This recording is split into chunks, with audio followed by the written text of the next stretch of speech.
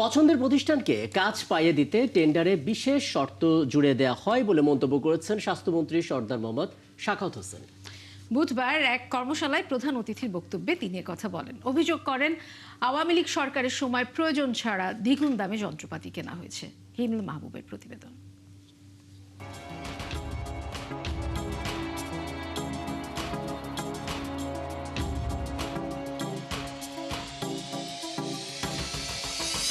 সব দুর্নীতি যেন নিয়তি হয়ে দাঁড়িয়েছে বাংলাদেশের জন্য। লোকবল নেই, যন্ত্রপাতি রাখার জায়গাও নেই, কিন্তু ফরিদপুর ও খুলনা মেডিকেল কলেজ হাসপাতালের জন্য কেনা হয়েছিল দুটি রেডিওথেরাপির মেশিন, যা 11 ও 15 বছর ধরে বাক্সবন্দী হয়ে পড়ে আছে। একাত্তর টেলিভিশনে সেই প্রতিবেদনই আবার উঠে এলো পিপিআরসির গবেষণায়। 11 কোটি টাকার মেশিন আওয়ামী লীগ আমলে 18 কোটি টাকা দিয়ে দুইটা রেডিওথেরাপির মেশিন কেনা হয়েছে। একটা পড়ে আছে ফরিদপুরে, একটা পড়ে আছে খুলনায়। যে দুইটা হাসপাতালের জন্য আনছিল, দে হ্যাভ নো ব্যাংকার। ওই মেশিন লাগাইতে রেডিও ব্যাংকার লাগে। ব্যাংকার নেই, কিনেছে কেন? To earn A margin of টাকা 6 crores পার মেশিন।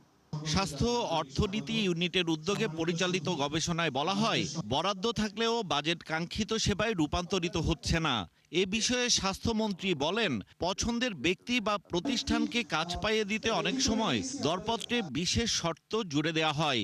এত বড় এক্সপিরিয়েন্স দেয় যে 5 বছরের মিনিমাম 10,000 কোটি টাকা ট্রানজাকশন থাকতে হবে। আর এই 10,000 কোটি টাকা ট্রানজাকশন করার মানে সৌভাগ্যবান, সোনার চামচ মুখে নিয়ে জন্ম করা বাঙালি আমরা কয়জন? বিকজ এটাকে লিমিটেড রাখে যাতে পছন্দের লোক পায়।